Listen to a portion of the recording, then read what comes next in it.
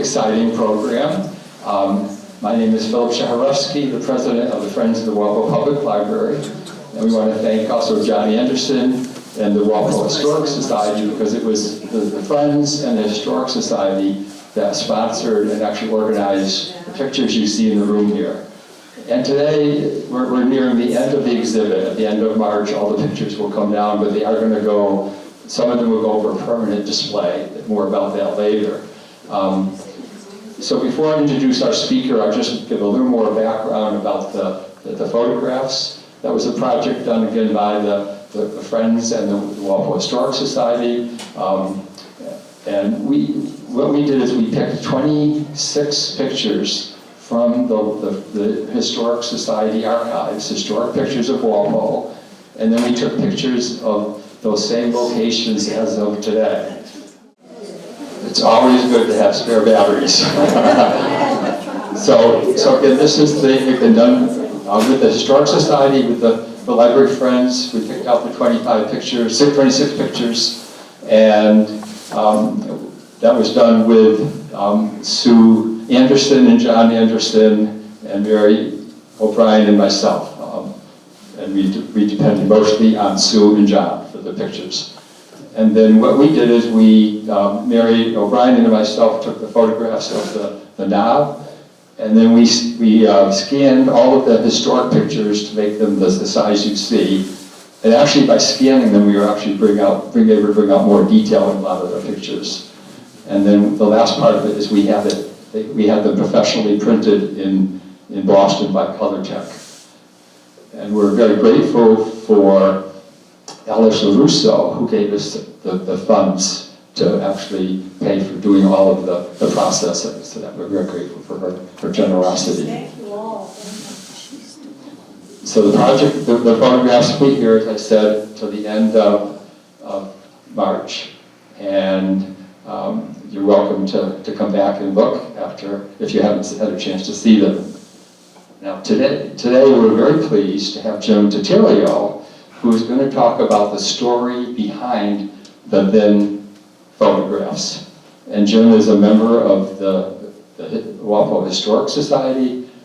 He was, 2 years ago, he retired as a teacher of over 40 years. Many of you probably know him from many places. I've had the honor of knowing him for probably over 30 years. Jim taught started in history, and then he moved over to technology education. He taught in the bird school for how many years now? My paper in front of me, but 17 years. And he also was the director of the Dramatic Society at the high school. So many of the productions you may have seen were the result of his work and his creativity.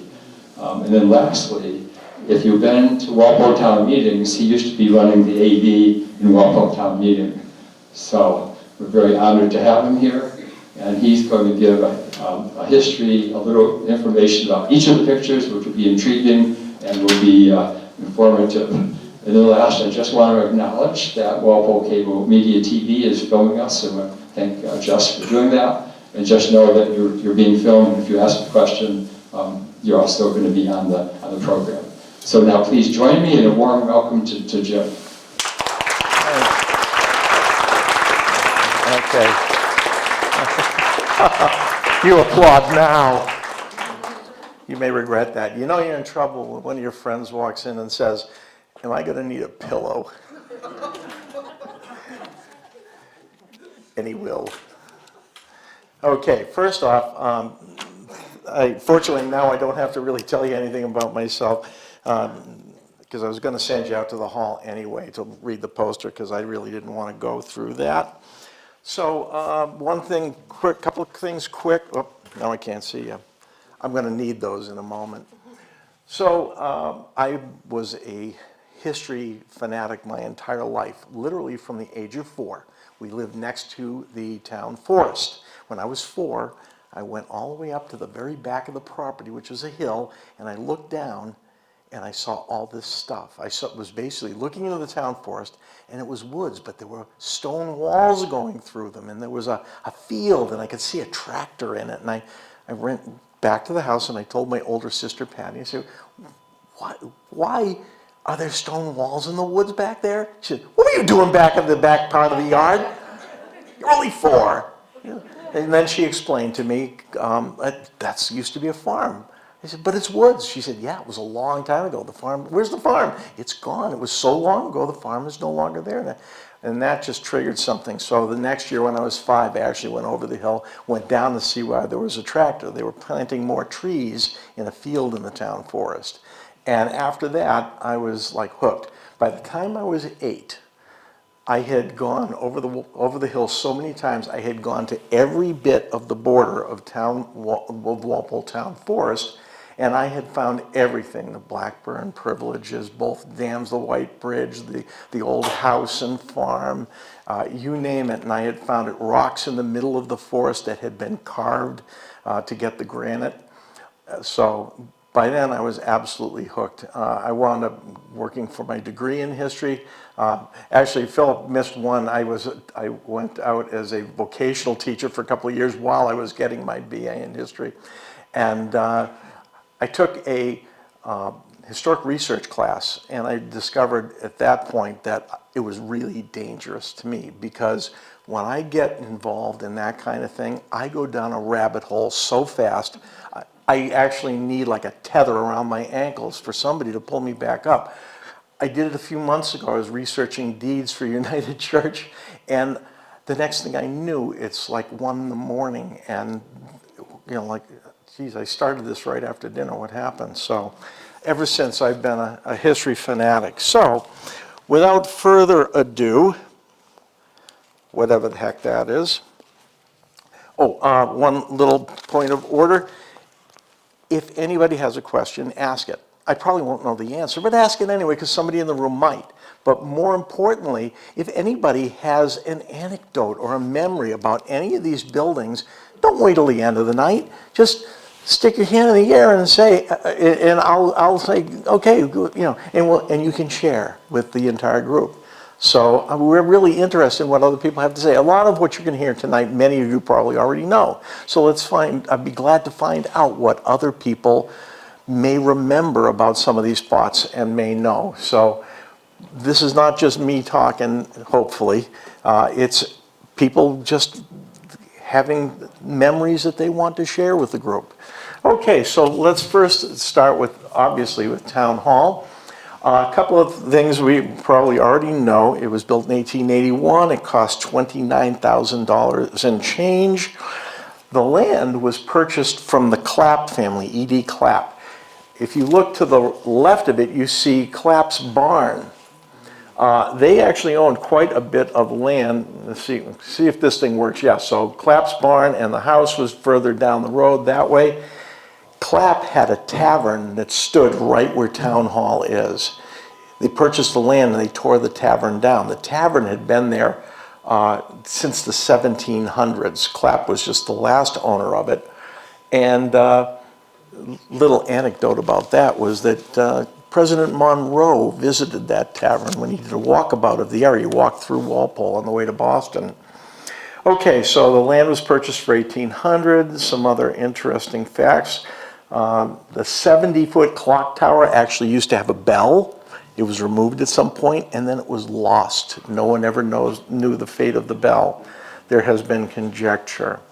Some other interesting things. You notice how the front of the building extends further than the back half? The basement doesn't go all the way through the building. It only comes up to about that point. It's not the full length of the building. The basement housed the constables, as they were at the time it was built, and later on the police. And also, to a small extent, the fire department, which didn't actually exist when the building was built. But they sort of organized in the next decade, and they kept some equipment in there. If you ever go around the back of it, there's sort of 3 arches. One is a doorway, one is looks like a stable or something. There was conjecture that the three arches were all stable doors for the fire department. They weren't. The left one was always a person door because the jail cells were in there.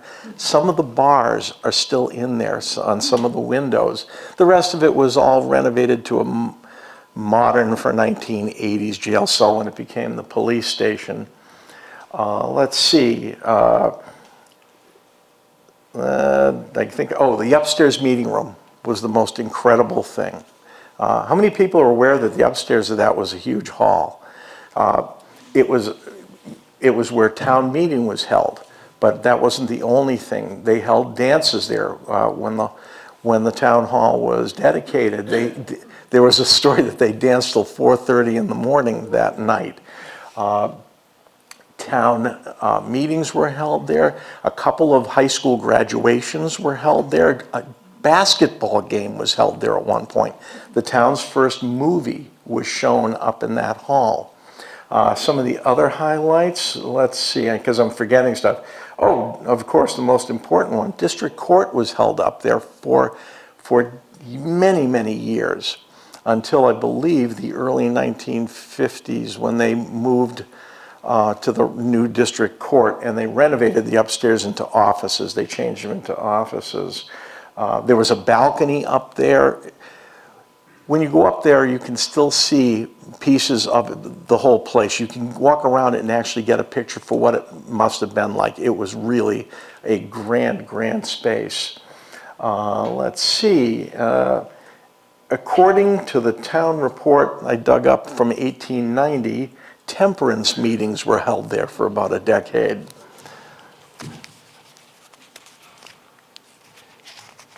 So, Phil, could we have the next slide? Oh, yes. Do we know what those, go back? Yeah. Do we know what those little ladder-like things are? Yes. Horse hitches? No, there's young trees there. They were holding up the new trees that were freshly planted so that they wouldn't fall over. You can see that there's still dirt being shoveled around the building. They had just planted some of the trees, and that's how they used to secure them back at that time. On the other side? The fire department, To the right, on the other side, was there a fire department or police station? it was in the basement. The police department at the time consisted of 2 constables that took turns, and the fire department isn't even mentioned in any town documentation for many years after this was built. Later on in the late 1800s, it was organized, and there was no firehouse, but we'll get to that part. There was no firehouse at that time. Just one other thing, to notice that the main street is at the level of the town hall. They have lowered, you want me to try? Oh, I'm getting to that. Don't worry, I've got a note on that one. Now I'm back to my old days where I'm shuffling papers and using 2 pairs of glasses. Okay, so here we are in the, am I in the right one? Yeah. Oh, yeah. So you'll note that we are no longer at street level. Look at the trees, that was. Yeah, the trees have grown considerably. In fact, this is a recent picture. I don't believe those are those original trees. First off, they're much closer to the building, and those trees, I think, came down about 40, 50 years ago. But you can look at how high it is now. A few years later, and you'll see this in a later slide, they had to lower the road in front of it, and I'll show you why in a bit. But when you went to the front of Town Hall, when you started to go past Town Hall, there was a really steep incline, went shot straight down to a very low spot at the bottom.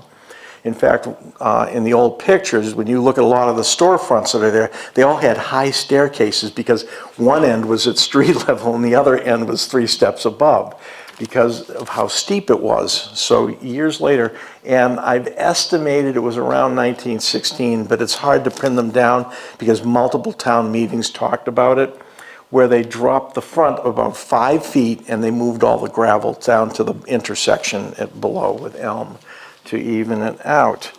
They had to add the stone wall. They added, which you can no longer see, There was a beautiful set of stairs here that climbed up and a walkway.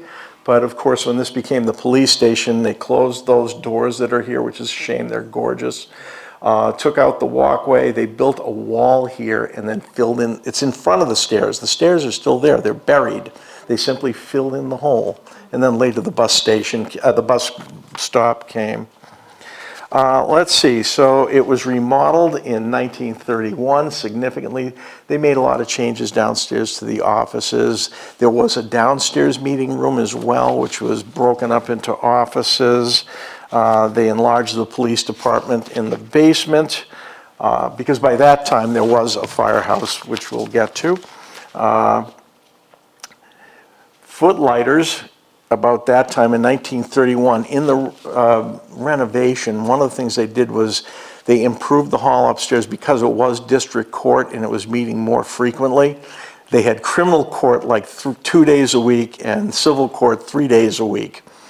And so they redid it to be more of a courtroom, and Walpole Footlighters, who did their first play there in the early 1900s, I forget the date, I should know it, they had to go on a search to find a new place. They went to several different places. They were in the Lewis Barn for a few years before they finally found a home in what's next to the Scout House on Scout Road by the Bird family. Gave them that space. So in the 1950s, that's when the upstairs was broken up into offices and they put in a hung ceiling, and it's a shame. You can actually go up into what was the balcony overlooking the ballroom, and you can see everything they added to it. You can see where they built the ceiling. And then it was obviously renovated back in 1980 to become the police station at the time. And they used to use upstairs in the balcony for firearms practice. Okay, now here we are. This is a really interesting one.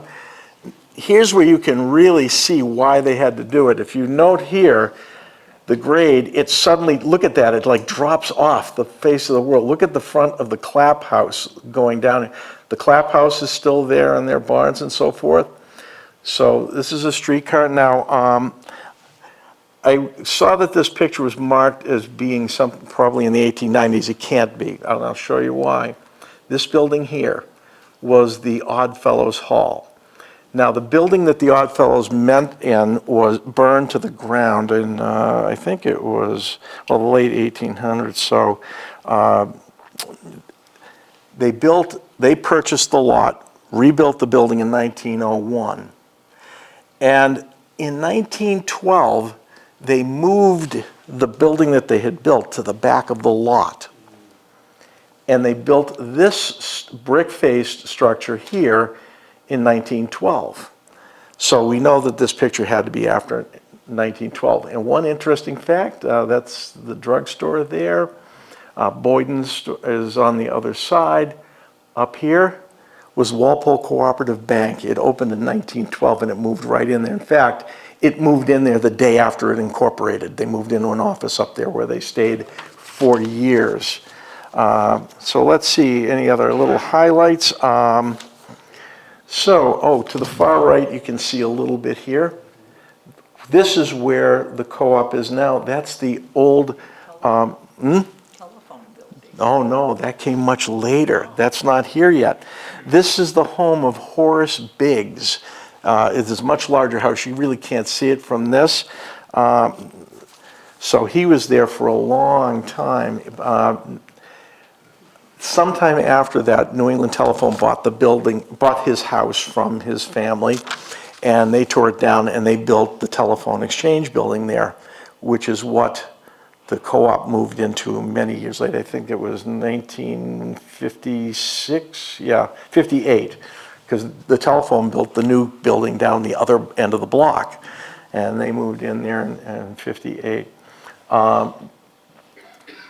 So you can see the Clap buildings. Now those are going to be important later. We're going to see some more, hear more about the Clap building and the Clap property. And there's the same view today. but it's not quite the same building. The Oddfellows Hall burned down in 1934, burned to the ground. And they rebuilt it yet again, and that's the current Oddfellows building in that place. And of course, the Clapp Farm and the Clapp houses and barns are all long gone. That's the Murphy building. And of course, the co-op building, the current co-op building is over there now. So a lot's changed since those days. And the bell is still missing from the tower. Hey, Jim, I just have to say, I took that picture and I had to dodge traffic. Just to get exactly where it was. You know, I was thinking, yeah, he took that standing in the middle of the yellow line. There was a couple adventures. Philip, risking his neck for you. Just for history. Okay, next slide, please. All right, I think we all know that. Somebody yell it out. Stone School. It's Old Stone School. I went there. Old Stone School. How many people, do we have other people in the room that went there? I know we have a few that went there when it was, in the old one, now the old one. It was, after it was closed, it actually was reopened for a few years after it had been closed when New Stone opened, when the overcrowding from the World War II baby boom, when they reached elementary school age, they had to reopen it for several years. So now we're looking down this street, so a couple of interesting things. This was not an official street. It was mostly referred to as Mud Alley because that's exactly what it was. It was just a mud path between buildings. When the school was built, let's see, so it was built in 1885, but it was called the Center School because the Center School had recently burned. The Center School was up on Front Street, and it had burned to the ground. The Methodists had actually bought that lot, and they were going to build a church there. And they and the town got together and they traded lots. So the Methodist church was built over in Front Street on the site of the school, the Center School, and that now is the United Church Parsonage. It was built on the same granite foundation. And the town took this lot and built the new Center School. And it was called the Center School for quite a while. It wasn't until the 1900s when they named it Stone School. Now, it might have been because it faced, at that point, this was now called Stone Street. They might have called it that for convenience. They also might have called it that because at the time, Dr. Ebenezer Stone was the chairman of the school committee. So, you know, that could have had something to do with it. Let's see, it closed in 1950 when they completed the new Stone School. Classrooms were renovated and reopened in 54 for a number of years. In 1977, they rented it to the YMCA for a few years, and then it was closed permanently in 81, and they demolished it, which was kind of a heartbreaking thing because it was both a frightening and a grand-looking building. I used to drive by it and said, wow, that thing is, you know, like, it's just so imposing. It just like loomed over you. Do you know what year it was demolished? 80. Well, it was in 81. I'm sorry. It closed permanently in 81, and then they began the process. So I think it was all the way down by 82. Combing through town reports, I got to say, Walpole's town reports were very thorough, and they go back a long way. So they had a great tradition, and those town reports are such a great source, a first source of historical research. I found this little tidbit. In 1906, the annual town meeting report, town meeting voted to authorize the town to sell the Center School outhouses as soon as the principal stated they were no longer needed. You can speculate as to why they were no longer needed, but I think that's when the bathrooms went in downstairs. Okay, so this is the spot where both photos were taken. You can't really see it, but to your left elbow is Blackburn Hall. So after it was torn down, the site remained a vacant lot for the better part of 2 decades. It was a very popular volleyball spot, if you remember the volleyball nets that went up. And in fact, when they were going to build the library, there was a great hue and cry from the volleyball players, where are we going to go? And they finally placated them and put them up at the front field in Adams Farm to give them a place to go play volleyball.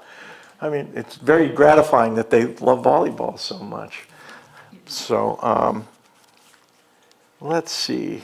What's the building where the current library is? The current library. Oh, never. It's just got some snow on it. Oh. I mean, Phil, you took this not in the last, like 30 years ago. It's, 30 years ago, that's right. No, that's actually, It was a wintry day. Actually, I liked it because there was snow on the ground, and the original picture, it looked like it was sand, but it had that same white, look to it. I was in the middle, yeah, I tried very carefully to have the same perspective as much as I could. it also didn't have the same danger effect because it's not as busy a road, so yeah, there wasn't the thrill. I took a picture on Common Street that's not in the exhibit, that I actually had somebody my wife standing guard for me to let me know that there's cars coming, you got 5 seconds to get out. Can I ask a question, Jim? Yeah. Yeah, you may be surprised to know that I actually remember the Stone School. Now, is the road in this picture and the one in the previous picture exactly in the same spot? Yes. Because I think in that picture, the Stone School looks a long way away from the road, further away from the road than I remember it. It's probably, that picture is probably taken closer to just beyond that driveway there. Yeah, maybe the perspective. But for the most part, it is about the same place because the property lines in the houses down the right didn't shift, and that property wasn't purchased. However, there was more land purchased back there from the Clapp family. More about them later. We're going to come back to the Clapp family again. Anybody else have any thoughts on this one? Okay. Well, the modern ones is the important thing is that Philip made it out of there alive. Once again, camera intact. Okay. Sorry you have to fumble like this, but I was, many years ago, I was judging a science competition up at Worcester State, and there was a team that was of about 12 kids that were doing teenagers were doing a fantastic job, and the narrator had about 25 big index cards. And about 2 minutes into the presentation, he tripped, dropped them all, they went scattered, and he was madly picking them up and could never, they finished the whole thing just guesstimating, and it was just horrible. And after that, I said, I'm never going to hold loose cards. Okay, so here we have Blackburn Hall, as it's now known. Wait a minute, did I skip a page? I skipped a page, excuse me. Yeah, okay. Yeah. There we go. Blackburn Memorial Building is what it was originally called when it was dedicated in 1932. Harriet F. Blackburn, who is a Nevins, when she died in 1928, she left behind a legacy to the town of $50,000 to build a public building as a memorial to her parents. And so that's why it was called the Blackburn Memorial Building for many years. It's now referred to primarily as Blackburn Hall. Sorry, I keep moving this thing around. Over the years, it's hosted everything. You've probably been to half the things it's been to. Dances, concerts, church services, blood drives, election polls were held in there. When I was a kid, the Boy Scout troop, we were in the basement. It's undergone numerous renovations over the years. They've changed it, altered it, etc. It's been home to the recreation department for many years, but you've probably all been in it numerous times in your life for various things. So it's a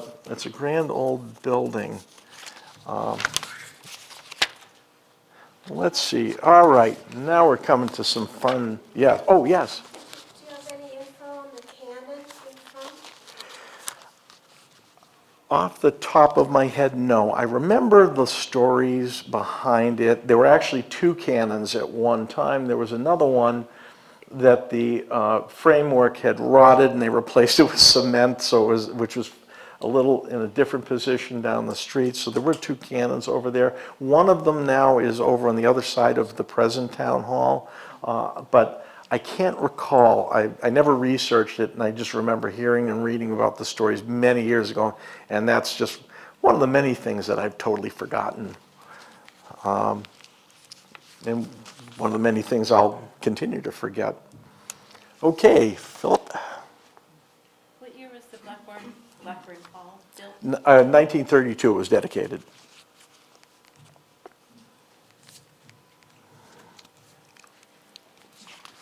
So this is the new Oh, building. yes, This is the new one, this is well, it's all Blackburn Hall, but this is the current one. this is the current picture of the building as it is now. It's recently gone through some more sprucing up over the last few years. It's been renovated several times. One of the problems with buildings like this is when they built this in 1932, a lot of the laws, the fire laws and so forth, were very different. And they've had to add things to it. They've had to make windows into doors to have enough. They've had to add fire escapes coming out of what used to be a window. So there's been a lot of changes through the years just to keep it up to a usable code. So unfortunately, they don't always mesh with the original feel of the building and so forth. Yes? What happened with the chimneys? Well, that was part of it too. It was cheaper when redoing the roof to remove them because they were also very old at this point and they weren't using the coal fireplaces, rather the coal boilers at the time. So it was less expensive to remove them and replace the roof than to try, and they would have had to redo the chimneys to make them strong enough at this point to survive. Yeah? Can you repeat the questions? Because us back here don't know what you're answering to. Oh, what happened to the chimneys? Okay. There were a number of very tall chimneys on the building originally. So, yeah, there you go. So, but as you can see, they're down near the bottom, near the edges, and so maintaining them, and they were very tall to get above the peak. It was just prohibitively expensive to maintain them and try to re-roof the building and keep it going. So that's something sacrificed to modern technology. Anything else? All right, one of my favorites. Okay. So in the late 1800s, the very late 1800s, we started seeing more and more written about the fire department. And as I said, a lot of the things that I heard, or they read, and some things that I've heard talked about over the years were the fire department operating out of the base of Town Hall. They only did minimally. I think that was more like organizational space. And they did store some stuff, but it was small equipment. When you go back through the town meeting records, you find that year after year, payments to Mrs. Clapp to rent barn space and stable space and fire equipment space. They had fire engines stored in Mrs. Clapp's barn. So finally, whoop, I did it again. Sorry, skipped one too fast. So this was built in 1901. It's sometimes referred to as Station 1. This was in 1910, but the town always referred to it as the center station. In all of the records of the town, they call this center station. This is behind Town Hall. In fact, do you remember the old fire station, police station, before they built the new one? This actually sits directly in front of the left-hand end of the old fire and police station. In fact, there's a picture in the 1951 town report showing this building in its very advanced old age with the brand new station immediately behind it. They kept it in service. In fact, there's still an engine in the bay. They kept it in service right up until the new station was built. This thing was in service until 1951. So one of the things that was interesting about it is that the land was purchased from who? Mrs. Clapp. She rented them barn space, she sold them that. There was another parcel they purchased from Mrs. Clapp. In the later days of the Clapp family, Mrs. Clapp's primary business was selling and renting land and buildings, and Walpole was her main customer. And she made a living selling stuff to the town. So what's really interesting, in 1952, this building was still intact right up until the station was completed. In 1952, town meeting took a vote authorizing the town to demolish, sell, or otherwise dispose of this old station. And they did. Recognize this? Yep, Knights of Columbus. They moved it down the street. And that's where it is. So that's how they disposed of it. I don't know whether they ended up selling it or giving it away or a dollar, or, you know, I'm sure the Knights of Columbus ended up paying for it, but for the move. One of the, so it's been the KFC Hall since 1952 when they moved it down the street. By the way, a lot of buildings in this town, this is probably the smallest building that the town moved. There's numerous buildings that were vastly larger that you find records. It was moved like 50 feet this way, 50 feet that way. At the turn of the century, they thought nothing of moving a huge building. Okay, so we're back to the center now. This is the Bradford Lewis Community's house. This was, so I'm going to just read from this just so I don't leave out any of my stuff. So, Bradford Lewis lived from 1819 to 1909. He worked in a variety of mills. He and his brother and later his son owned various mills around the center, all of which eventually became Kendall Mills, the old Lewis Mills. His first home was on Plimpton Street, but he wanted to be closer to his businesses down the center. So in 1865, he purchased a plot in Walpole Center. It was the old Payson farm on Main Street. Philip Payson had been a minister of the First Church on the town common. So Bradford Lewis was a deacon of the Orthodox Congregational Church, which was over on E Street, where Gallows Flowers was. For those of you, I don't know the name of the new business that's there, but if I say where Gallows Flowers are, anybody over 18 knows exactly where I'm talking about, so it's much easier to do that.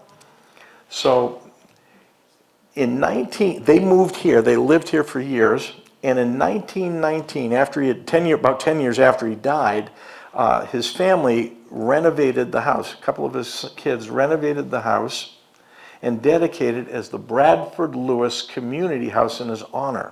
It was open to the public. It had playing fields in the back, meeting rooms, gymnasium. It was available for weddings, celebrations, meetings. It was kind of like a YMCA of its time in the center of Walpole. But in particular, it was given to the newly formed United Church as a place for it to work. Now, when the three churches that formed the United Church came together, they were meeting at the Orthodox Congregational Church on East Street because it was the biggest of the three buildings and in somewhat better condition than all of them. The other two were far too small. Where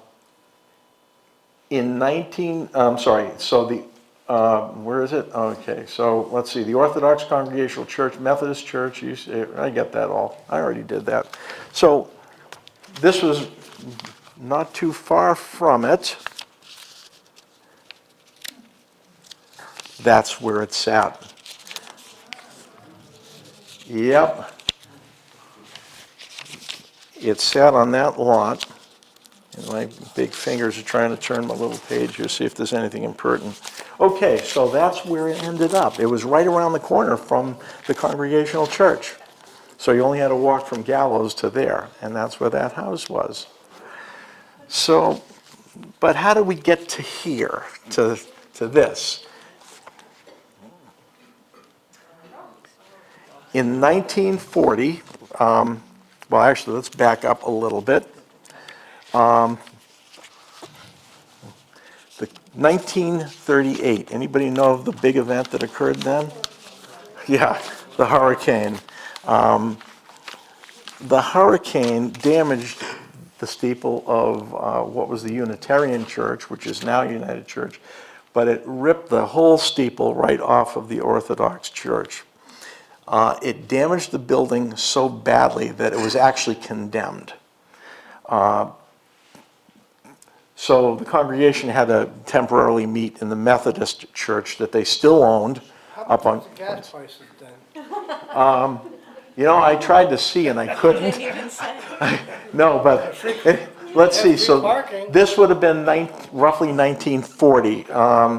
So Louis Baumar purchased the property. They decided they had to sell the property. They sold the church, the Orthodox Church, to Gallo, and they sold this parcel to Louis Baumar because he wanted to open a gas station. So let's see, 1940. Anybody know what the price of gas was in 1940? Maybe 10 cents? Well, this may not be the 40s. This is probably much later. So you're right. So anywhere from 1940 to 1950 or 55, that could have been. So in any case, so he wanted to build a gas station. He leased some of the land that he bought that came along with this to A&P, who built a store. How many people remember the A&P? Yeah. Yeah. Okay. So in the 1980s, other parts of the site were leased over the years and sold and all that. The gas station became a series of banks that he kept buying each other. They replaced the bays with windows, and there we are back where this is. Interesting fact is, so we've got right here, we have Conrad's. There's been a succession of things there. We have Conrad's, we had, what was it? What was the Kahana? I couldn't think of the name of it. There was Dixon's, I think was the most famous to anybody like my age. We always went there. But does anyone remember the store that was there between Dixon's and the coming of the restaurants? Rogan's. Rogan's. Rogan was the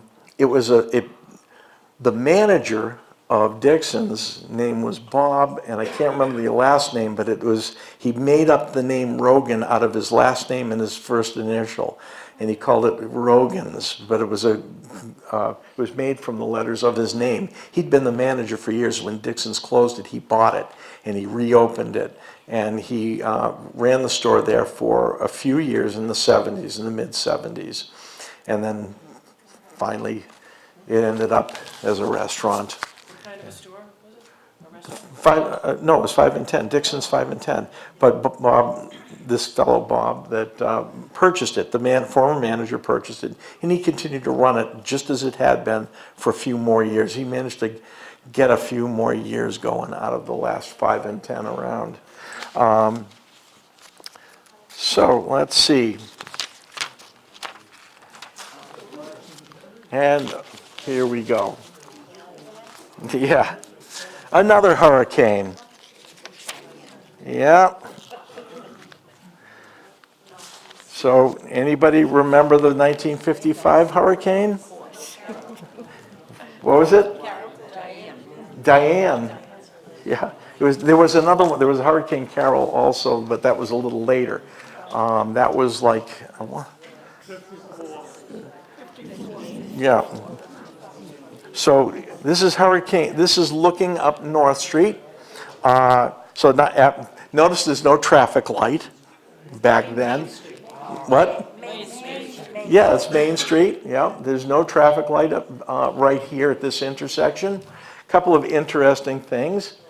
That's Dom's Coffee Shop. Dom Riganese owned this coffee shop, and he was there for years, and when they built Edgewood Plaza, he moved his coffee shop over there when they built the back building, and that coffee shop, when he gave it up, somebody else took it over, and it had many names. Its last name was Westbury Farms. That was the same coffee shop. The counter was right there just as it was when it was Dom's coffee shop. So, and his wife Betty owned, and her brother Peter Peglari owned Edgewood Travel. Yes, Edgewood Travel. A lot of people probably remember Betty and her brother Peter. Peter was the head of foreign languages at the high school for many years. Yeah. Okay, and here we are in the same spot. Yeah, now there's a traffic light. Yeah, that's progress, and there's a little bit of a park here, and you know, some buildings have changed, some are still there, but that's what it looks like. By the way, just a little note on the previous slide. During that, not all of the Spring Brook was underground at that point, back in the 50s. Right now, once it goes past the playing field, it goes underground, underneath the parking lot, through the streets, and then cross underneath where the gas station used to be, and it actually crosses underneath that building where Dom's Coffee Shop moved to. I was actually down in the basement of that building in the 70s, and the basement is big and wide and open except for the one big square concrete thing where the river goes under it. But the river was, back in the 50s, the river was all open behind the municipal parking lot. It was still open back there. People would fish behind Joe Musto's barber shop. You'd see them sometimes.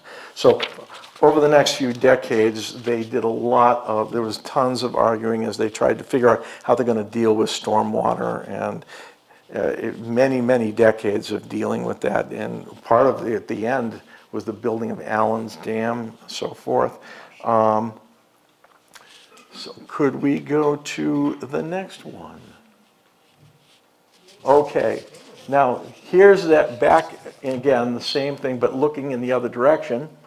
Again, that light is gone, but there are a couple of interesting things. Some people may remember and some may not. Let's see. This, Dixon's, that was the original A&P. It was actually out on the street. You can tell, you can't really see it clearly, but if you could enlarge the picture, this is the 1940s, 50s version of the A&P store logo before they went to the above ones on a cupola on all their stores. So this is where it was back then. In 1960, they built the new A&P behind it, which is now CVS, and that's what eventually became Dixon's. And in the back of the building was J&A Cleaners and the bank in the corner. Now I want to see if somebody can actually help me here. Now I was quite a bit younger at the time, so my memory was just going by in a car, in the back of the seat of the car, peeking over the windowsill. I seem to remember that when A&P, the new A&P was built, this building was something else for a while. There were a lot of blue panel vans that were blue and orange, and for a couple of years, and then there was a fire that gutted the building.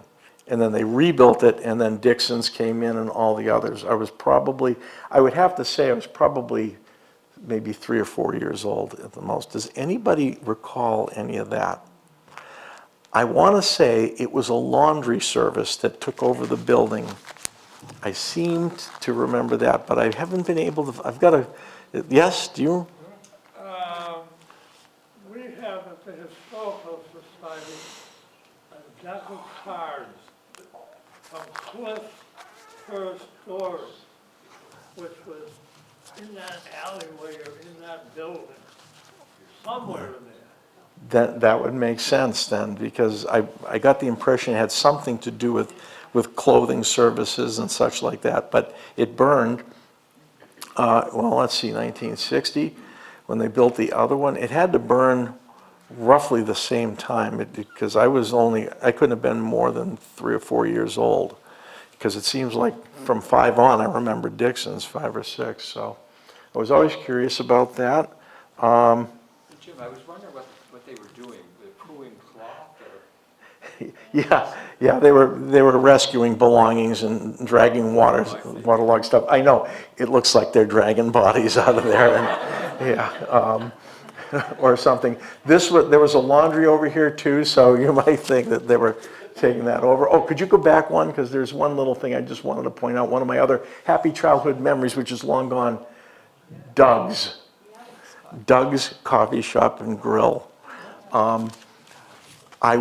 It was gone by the time I was probably 6, but I have a vivid memory of being in there for lunch with my family when I probably was 4. Yeah. Jimmy, given the color scheme you said that the vans had, the Nixon family used to run a laundry service, and they're in South Norwood now.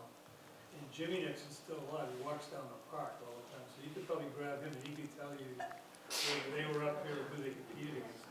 That would be interesting to find out. Thank you. You have to keep that in mind. So, yeah, yeah, In the 60s, yes. next door to Brandy's, there was a women's clothing store. What was it? Campbell's, yeah. Campbell's. Campbell's. I wanted to remember the name of it. Yeah. Oh, okay. yeah. Okay. See, All right. see, that's exactly what I was hoping would happen. Yeah. People would have have questions, and other people would have the answers that I don't. That's a question I couldn't answer to save my life. Okay, so, and there we are today, again, with the traffic light and a new retail space with 1-bedroom apartments above it. Union Station. This is a favorite spot of mine because I was always a railroad buff. My grandfather worked for the railroad. Let's see. Oop. I keep forgetting to turn the extra page in my fear of losing my notes. Okay. Oh, I've forgotten a couple because I didn't need them, I guess. Okay. Oh, and another one because I just didn't need them. All right. Union Station.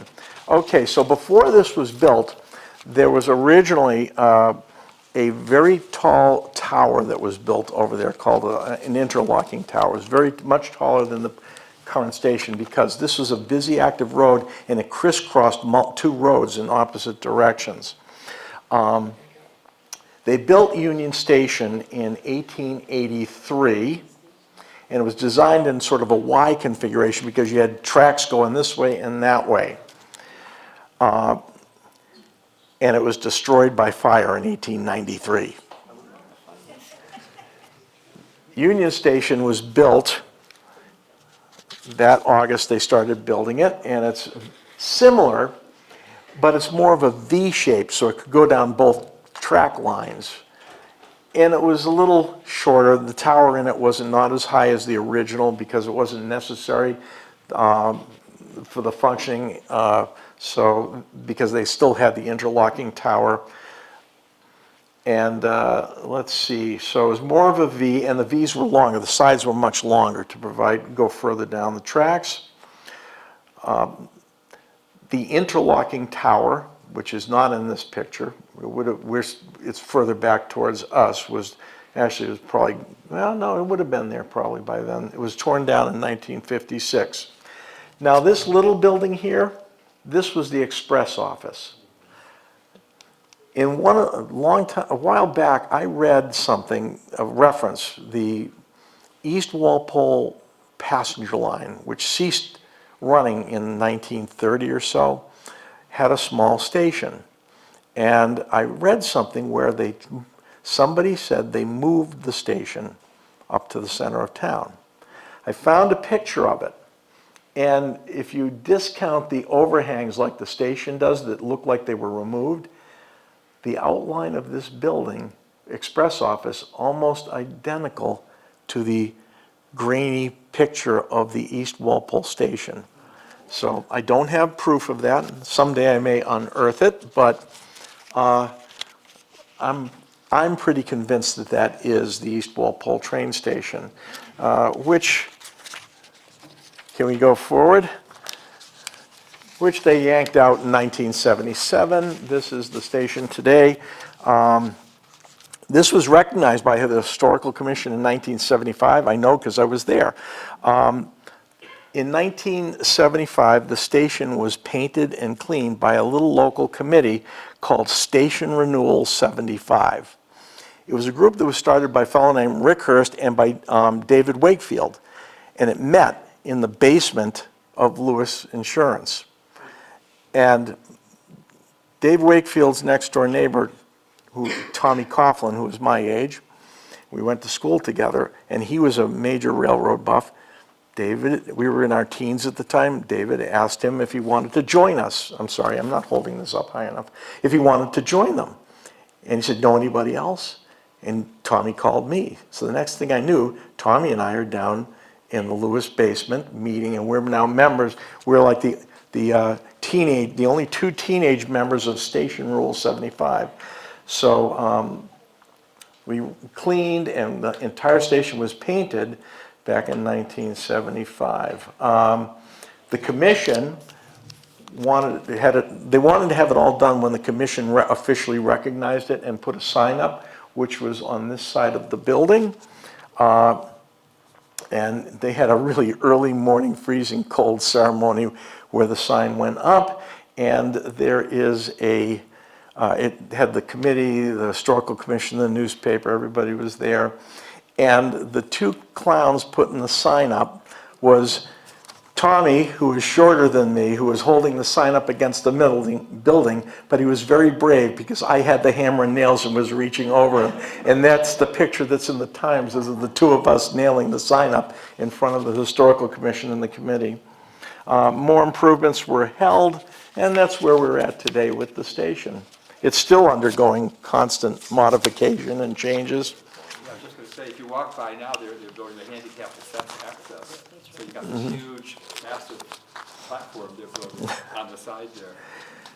This thing has been changed so many times in so many ways. It's hard to believe it's as old as it is, but it does have the style. Okay, somebody's just got to say it for me. I feel stupid even just saying it in front of this group. No? The Deacon Willard Lewis House. This is you should know it because this is the home of, now is the home of Walpole Historical Society, right in the edge of the common. It's right, this is the part when you go down front. Epiphany is now right here on this side of the picture. The common, as you can see, the street was a lot lower before they added pavement and such. But this is that's the barn, which is no longer there. So let's see. This is really interesting. If you look at the outline of the picture, this was taken from a 1870s glass slide to get this picture. So it was built in 1826 by Horatio Wood. Deacon Willard Lewis bought it in 1863. Later on, the house came to be owned by the Kendall Company, who used it for a variety of purposes. They used it for a boarding house for employees. One of the things that surprised me was Kendall used it as a restaurant for employees. You could eat in there for quite a while. In the 1970s, does anybody remember what it looked like in the 70s? It was bright red. It was everyone called it the Big Red House. A realtor was in there, and the whole thing was painted like fire engine red. So, but next to it, now it's no longer there, but next to it was Dr. Runnels' home. It was also the site of, I think, the Second Center School. But he had built a house there, and later on he enlarged it when his daughter married a Hartshorn, so it was the Runnels Hartshorn house. So together, these two houses, if you try to go through the historical provenance of them, it is the most complicated, convoluted rat's nest of history that you could imagine. I don't even dare, because I'm afraid of going down the research rabbit hole. and this one would suck me in. I'd never be seen again. Just the sampling I've got from it is tremendous. So can we see today? So today, this is the Walpole Historical Society's home.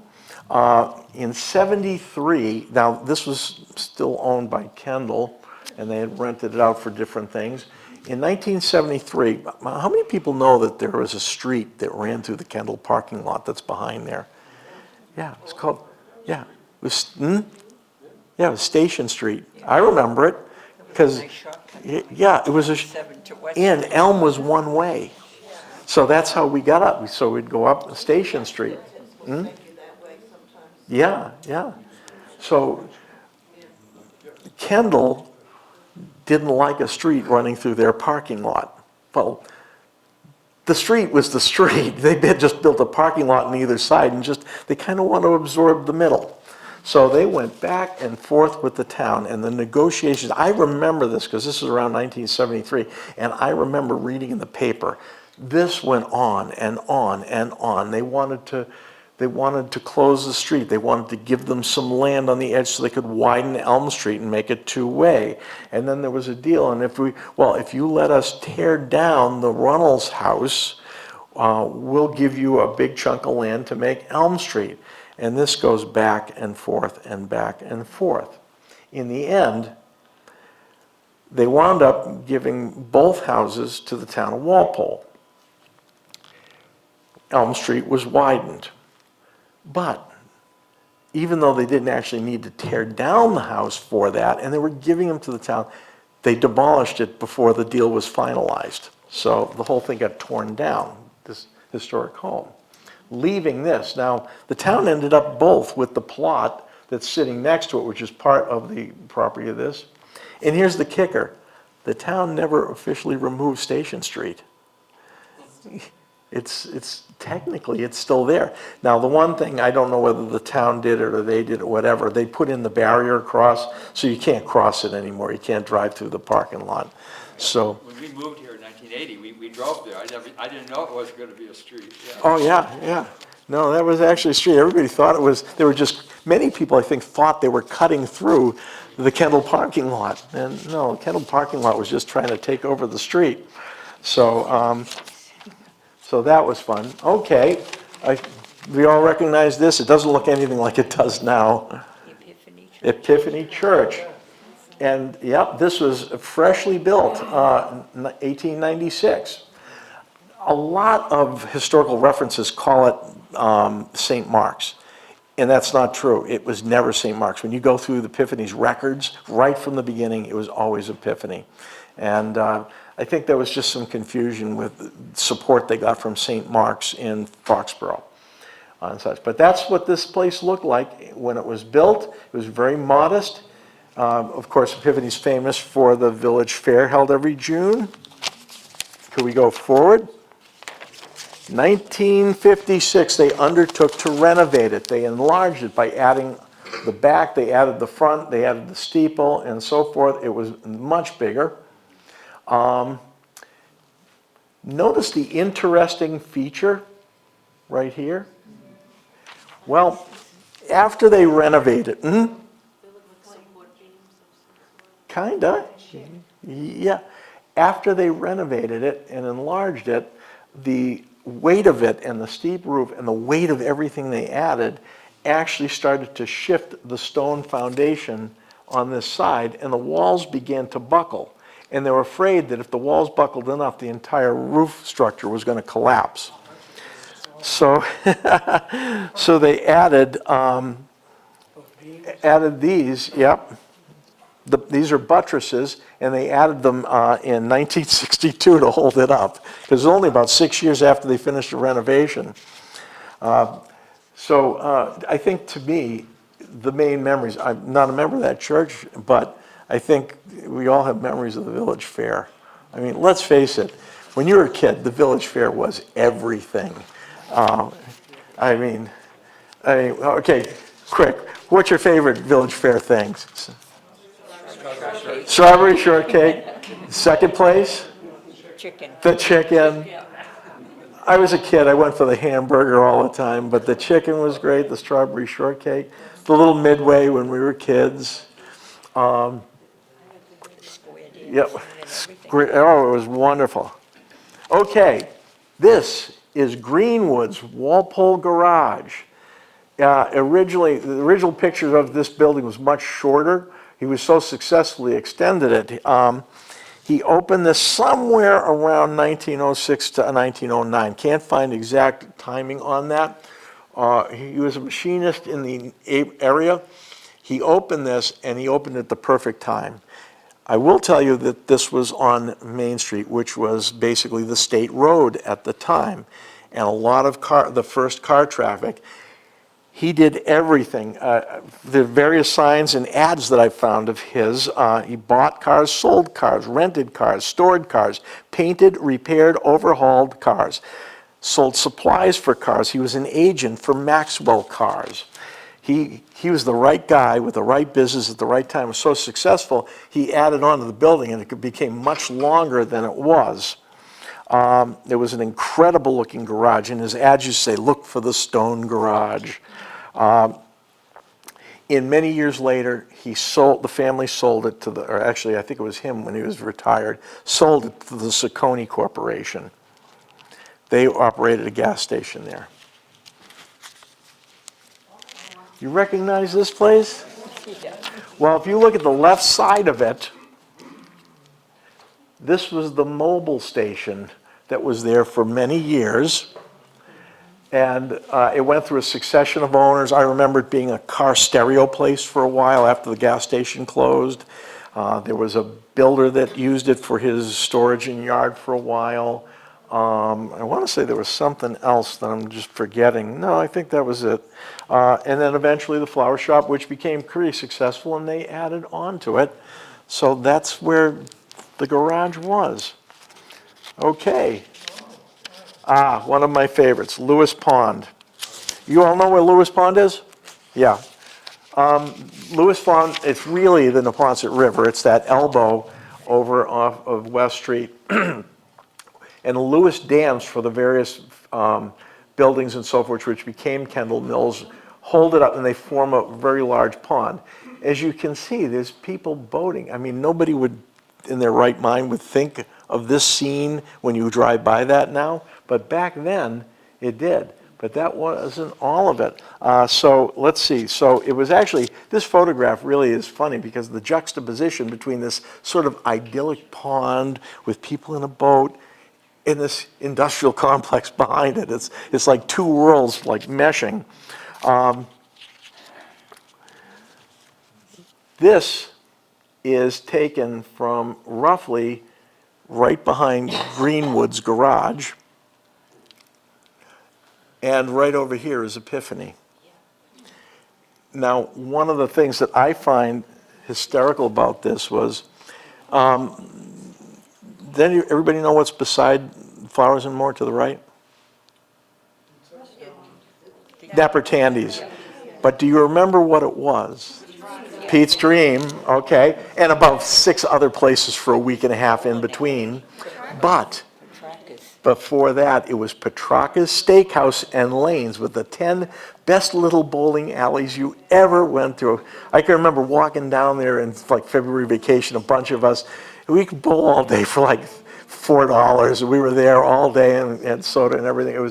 We loved it. It was fabulous. But before it was Petrarca's Steakhouse, it was Petrarca's 10-Pin Inn. The 10-Pin Inn used to advertise, and I've seen many of the advertisements, that behind the building was all manicured. Lawns, a picnic grove, tables, benches, on swing sets for the kids. On Sundays, they had boat rides in the pond. So behind that building, I don't know if you've ever parked behind there now in that area. It's you can't even imagine that parking lot and the other stuff stored back there, that once upon a time, that was this gorgeous lawn with all the stuff, and people would come on Sundays and eat and picnic and go out on boat rides. In fact, this was so open that the village fair, when I was a kid, there was a dock behind Epiphany, And when I was a kid, you could get a boat ride during the village fair. They had people that had a little motorboat, and they'd give you a ride for a quarter around it. Yeah.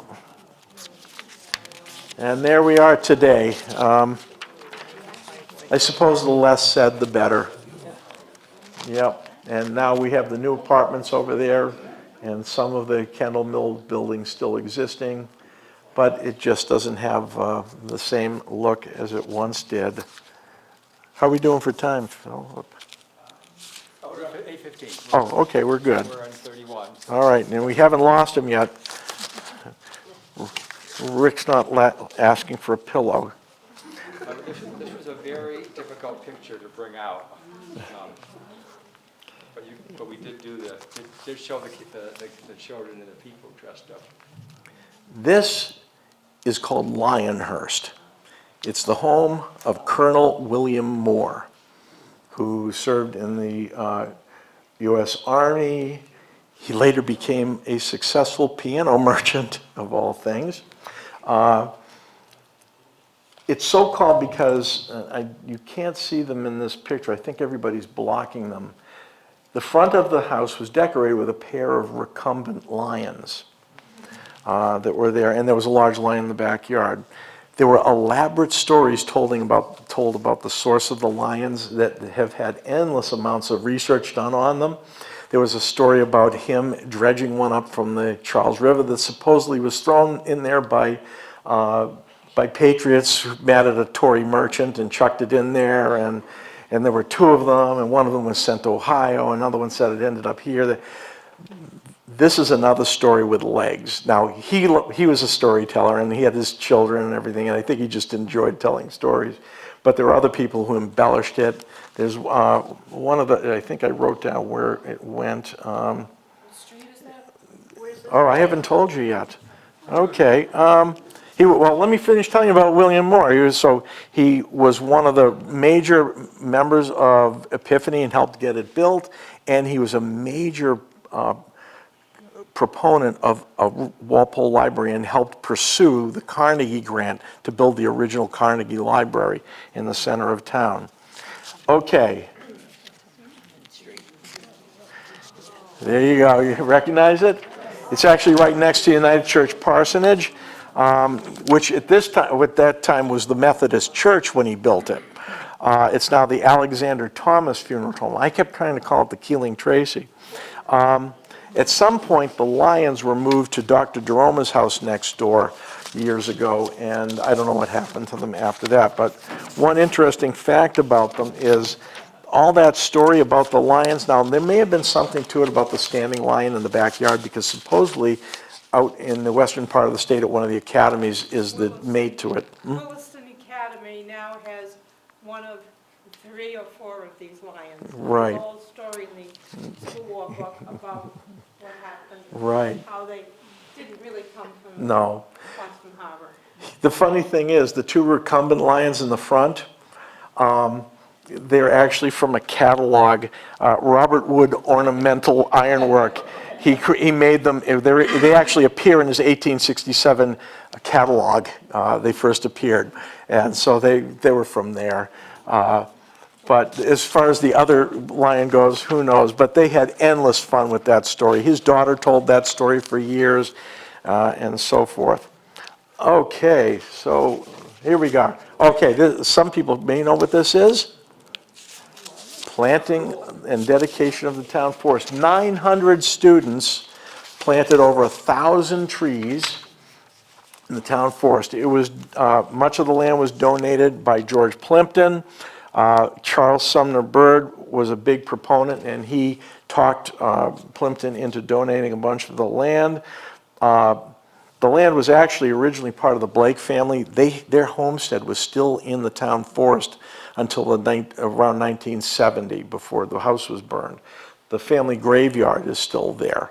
And when you go over the White Bridge, there's a plaque that talks about that. Well, I remember that was one of the first places I visited when I was about 7 on one of my expeditions over there. Wow, there's a house in here. What, like, oh my God, ah! So anyway,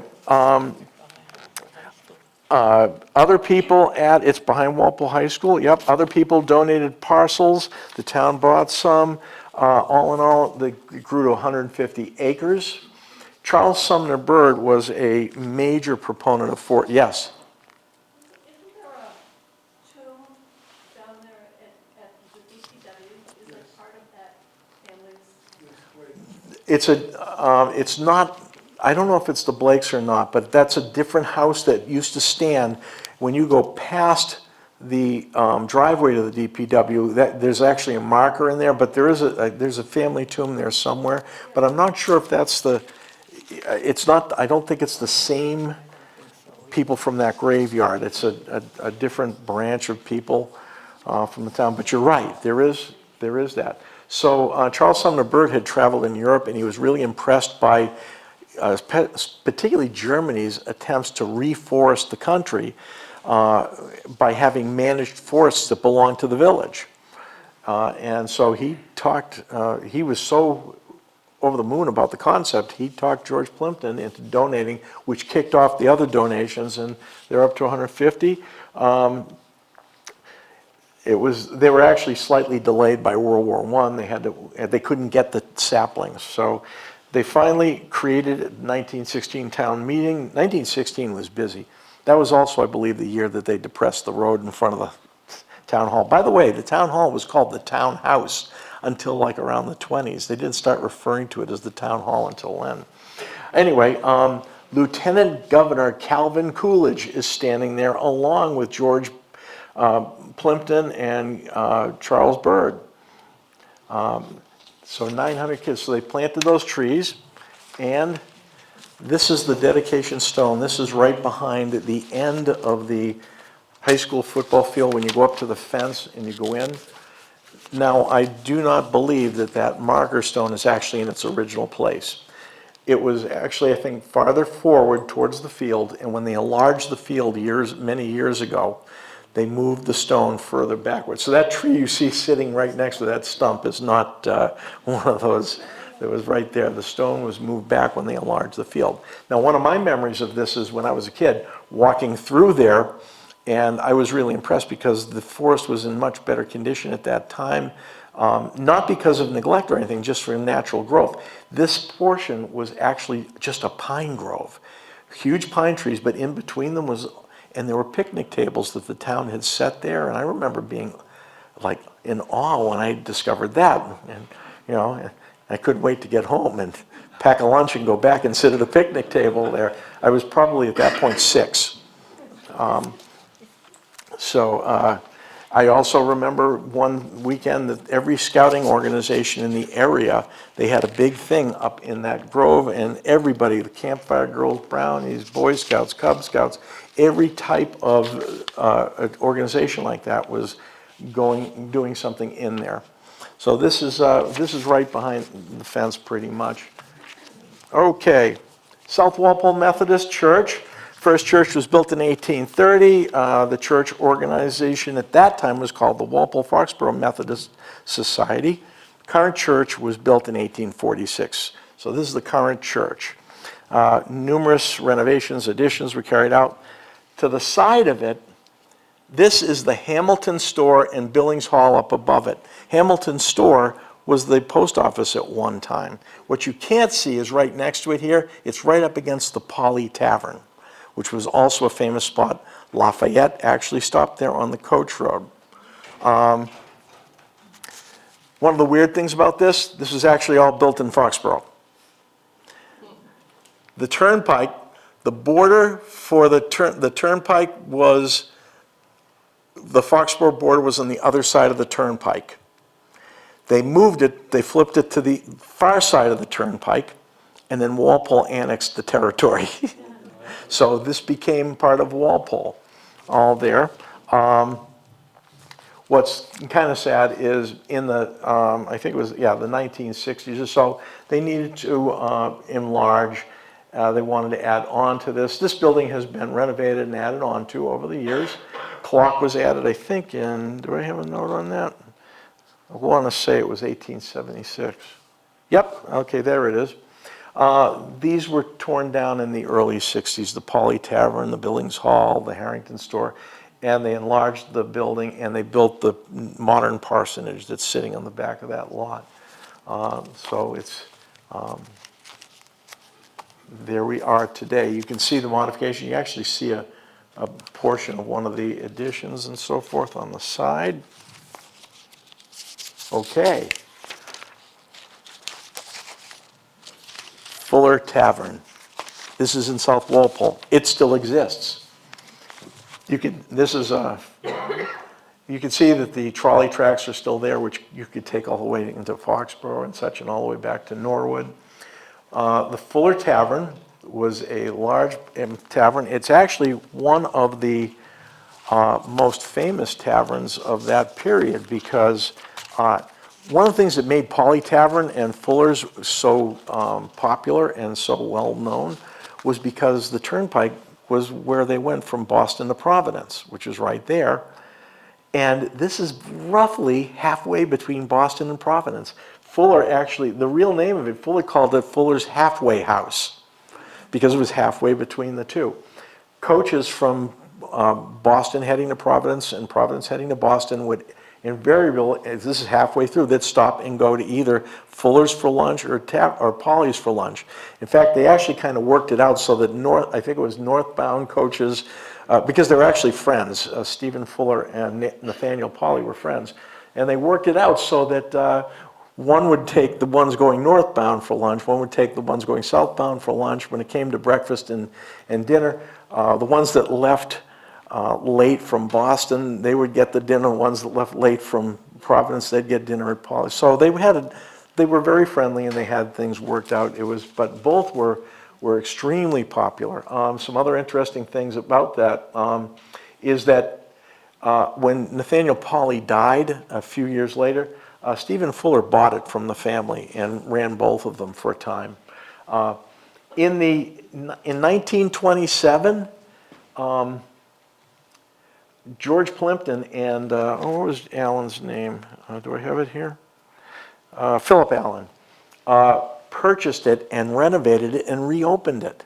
I've seen the menus from this. There's on the internet, there's people who sell the Thanksgiving Day menu because it was a big thing.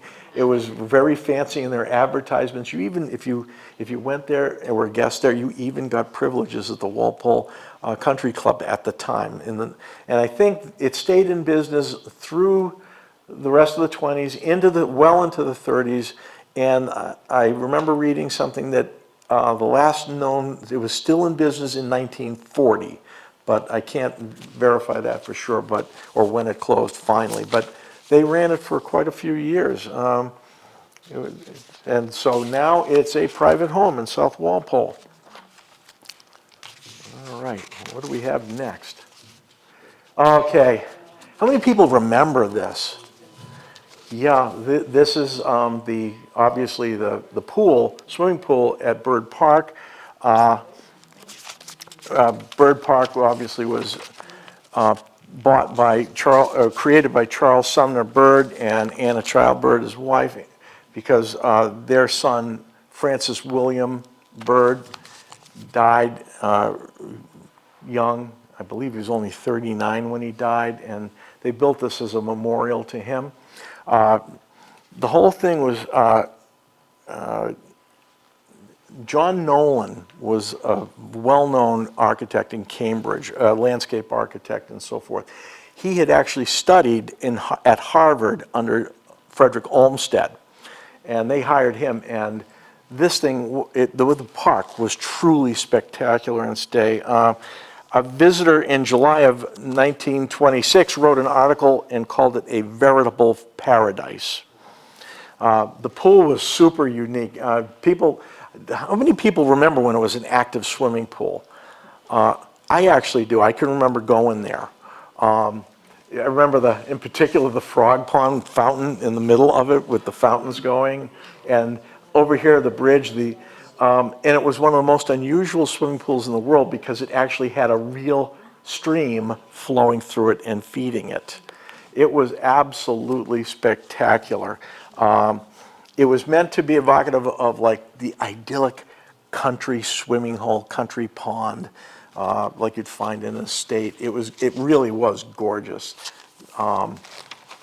Next slide. And there we are now. It fell victim to a lot of things. The park fell victim to neglect and over the years, and vandalism and so forth. But one of the main things about, excuse me, my throat's getting dry, the swimming pool, it was really hard to maintain. It was a cement pond. I remember around the edge, how many people remember it actually had small wading pools for the little kids on the edges? It was really spectacular. But it had a river flowing through it. It was almost impossible to filter, impossible to chlorinate. As Walpole got built up, the stream water degraded. It was impossible to keep the water at a healthy level. And then there was all the other things like neglect of the grounds and so forth, and the town finally closed. It was also very difficult for lifeguards. It was a very difficult pond to guard against. Plus, the town now had 2 newer swimming pools, and so. But I remember going there and loving it when I was little. So they finally. This is one of the ones that just couldn't be saved. Yes. In the 60s, they used to drain it every week. And I can't remember what was the left-hand side or the right-hand side of that picture. There's a fire hydrant. And so they would fill it from the fire hydrant once a week. So it wasn't stream filled. It was filled from the fire hydrant once a week. The stream ran into it. Oh, the stream ran into it. No, that wasn't the only thing. But it depends on the time of the year, too. Heavy rains, they didn't have to refill it because the stream would get pretty heavy. As you can see here, the flow is pretty good at this time. And it would fill, because that stream continues on down through the park, forms the other pond. So yes, but they used to do that, but they also used to hose it down and everything to get the mud out of it. And so I think it was like a combination of cleaning it and refilling, but it would have taken forever for the stream to refill it. So to get it back in action, they did both. So yeah. So anyway, that's one of those things that's. Now we're getting into the sad stories now, the bird stories. Okay, bird. That is the bird clock tower of Bird Hall. Bird Hall was built. Let me just flip my page here, because I wrote down all the dates, because I can't remember every date in the world. Okay, it was Francis William Byrd built this, the original Francis William Byrd, there were 3 of them all together, built this in 1885. It was a gathering place for, his workers filled East Walpole, as did Hollingsworth and Bose's, as a gathering place, meeting hall upstairs, shop space. Below. This quickly became the village center of East Walpole. It even had an East Walpole branch of Spear Hardware that was right on this side of the building here. When Francis William Byrd died in 1894, his family raised a sum of money as a memorial, and they built the clock tower and added it to it. Cool. If you look very closely, on the front of the picture, at the bottom left, you'll see what looks like a concrete bowl. And if you look at the next picture, you'll see the same thing. Mm-hmm. This is all that was left. Oh yeah, it also had the Bird Park Cafe, which, that was pretty good. That was a great place. Upstairs in the hall, they had concerts, they had lectures, they had meetings. St. Mary's used to meet there before they built the church building. They held movies up there. It was, again, another hall that was multi-use, but it was East Walpole's version of town hall meeting. That fountain was given in memory of the sewing, what was it, the Sewing Guild or something? One of the birds, I think you can see it in one of the other ones. So only the clock tower was saved when the fire, and the arsonist, it was arson and they never caught the person. So this is another view of, and you can see pretty much how busy it is, cars and trucks and so forth. You can see the little park over here that they built for people to relax in. This place was really busy. It was a vibrant little village. In fact, I remember the first ATM I ever used was over here. Baybank had a branch over there. The post office was over there. But that was the first ATM I ever used years ago. And of course, that's it. What's your time now? 1994, I think. It was about 94? Yeah, 94. 1994. What a shame. Hmm? I don't think it was used up until that time. Oh, no, it was very busy. There was other stores there, had replaced the earlier stores. Bird Park Cafe was on this side. It was very popular. In fact, I think I had lunch there about a month before it burned. But there was, somebody else told me that they had a vacuum that was being repaired in the shop. Or I think it was a vacuum, and that they lost it because it went up in the fire and so forth. No, there were still businesses there. It was still fairly busy for the time. Not like it was years earlier. So this is, I love this picture because it shows you just how busy this square was. This really was the heart of East Walpole. In East Walpole was really a thriving little village at the time. It was, in fact, some ways it rivaled the center of town on a much smaller scale. Yes. I'm from the center. Yeah. Up here. So there was like a little dividing line, and we call this part the Little Republic of East Walpole.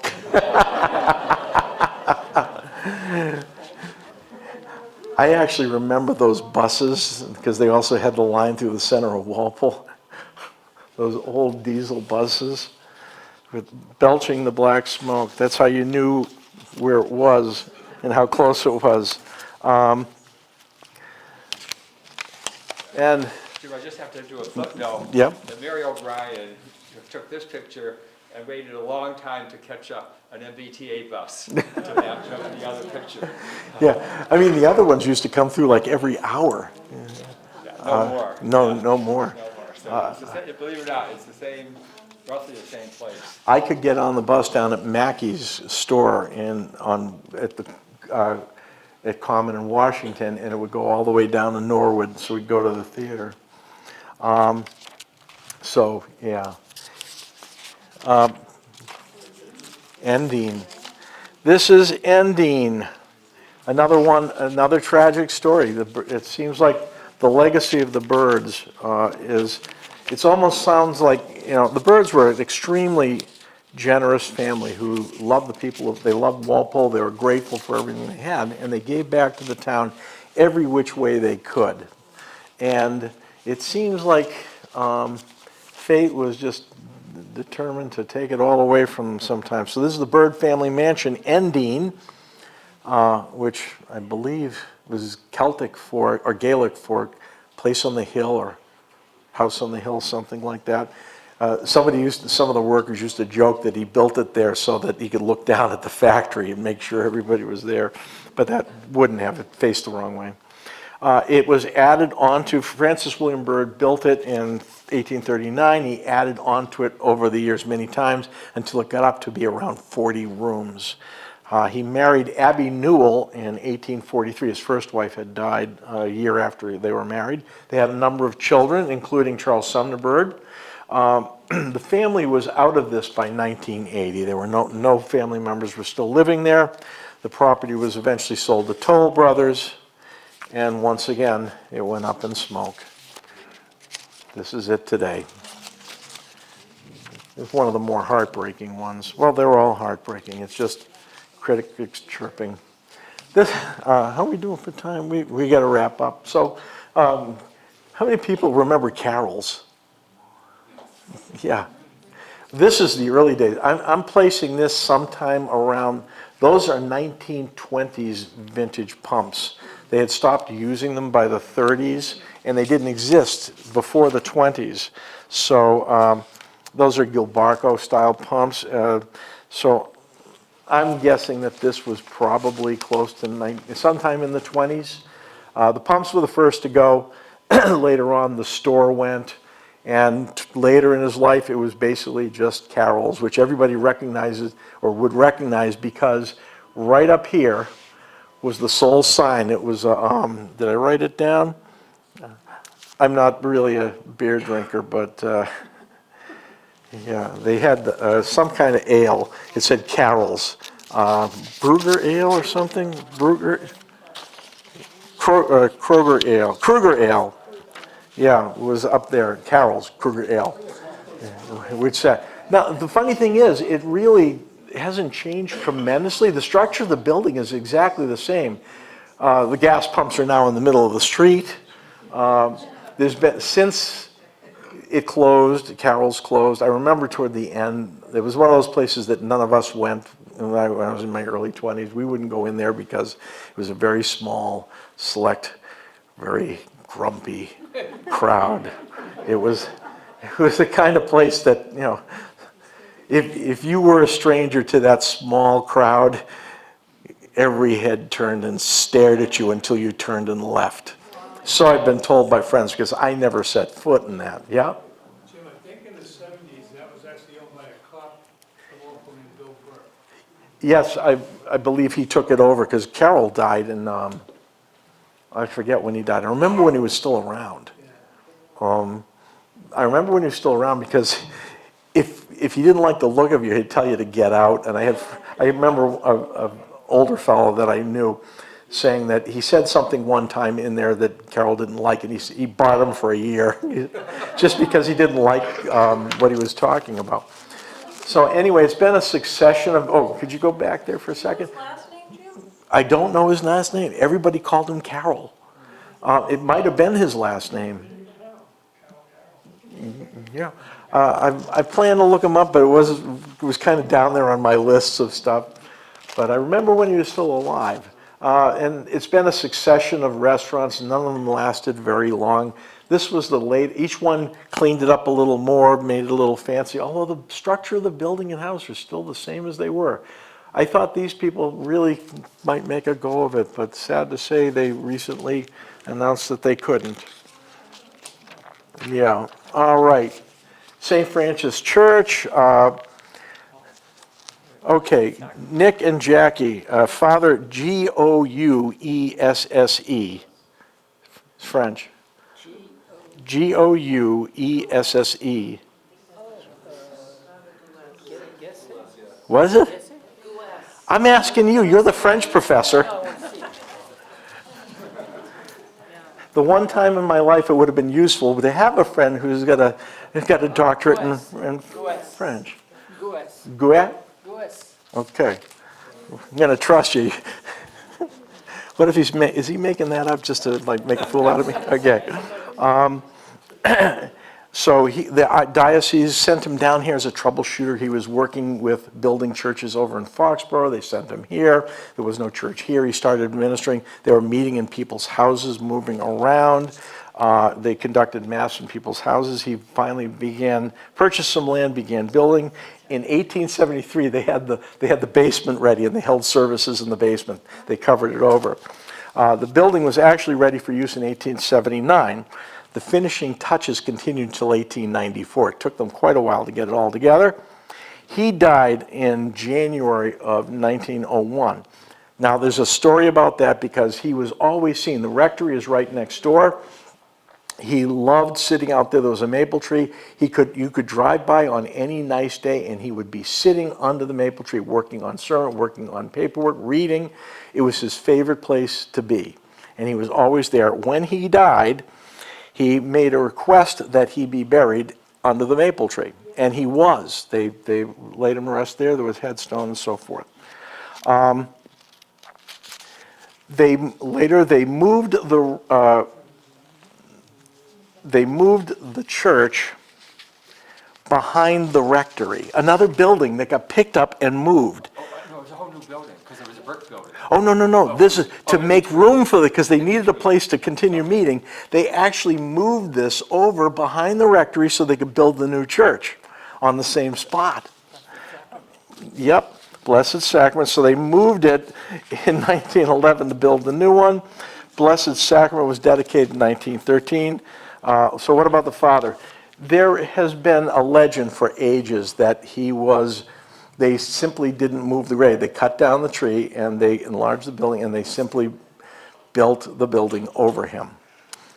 Now, when I was a kid, I went to Blessed Sacrament. I was in the choir as a kid, and we were in the choir room downstairs, the boys' choir, and first time when you're new, they wanted to take you in. The other kids, we went into the robe room, there's a little door panel, you open it. The under basement is not finished. It's basically, there's still dried grass. There's hills of dirt like this. There was a string of single light bulbs, and you had to climb up over the hills of dirt, and you could see dry, dead grass still there. And one hillock we had to go up and over, and at the bottom of the hillock, which is closer up to the front of the church, closer to the altar, there's a huge stump. This I saw with my own eyes, which they tell you is where that he's still buried under there. I believe they probably moved him, but in any case, for what it's worth, I saw the stump. They did build the building over it, and that's when the other kids locked the door and they pulled the plug out of the wall so the lights went out. That was your introduction to choir. So, my first step to becoming a Congregationalist. Okay, and finally, LF Fales machine. Original building was built in 1898, added on to many times. They made specialty machines. They also repaired them. One of their primary machines, they had one that was a paper splitter, industrial paper splitter, but the main product was actually invented by LF, whose name was Lewis, but he always went by the initials, probably because there were like 800 other Lewises, so it was confusing for him probably. LF Fales' dad, Charles Fales, had created a industrial sewing machine that had multiple needles, and that was one of their biggest products, but eventually the company closed and they made it, what was it, Liberty Village Mall. It was Liberty Village Mall. They did a really nice job at trying to make a go of it. The health club that was there was great, the foundry was great, but then it just didn't have enough momentum, and now it's Liberty Village. The whole bottom, actually it was a private health club, because in the foundry there was a window in the lounge, you could look down over the pool. And then when it became the YMCA, they closed that up, and then foundry closed and another restaurant came in, and there was, I remember one called the Filling Station, which was nothing to brag about. Also, Finnegan's was outside and around, but actually it was originally the Rebel was down there, and when the Rebel went under, Finnegan's Wake started there, and then when they were going to tear the building down, he took it up and found a place up in Rockies. What's the name of that now, the current? It's actually called, I believe, Village. Union Station. They called it Union Station. Union Station, because that's the name of the station right down the street. Union West is the other one. Yeah, Oh, I see, right, Liberty, right. This is Liberty Station, the other one. yeah. Union and West, sorry. And right there's one of the tiny little spots of daylight at Neponset. And you have to follow that bugger for a long ways to get to where you can see it. Okay, so that's pretty much our photographs. Anybody have any other memories before we have to hit the road? We have to hit the road. Yeah, we have to Okay. be out of here by in the next 5 minutes or so. Well, thank you everybody for coming. I hope you have enjoyed yourself. Thank you. Okay.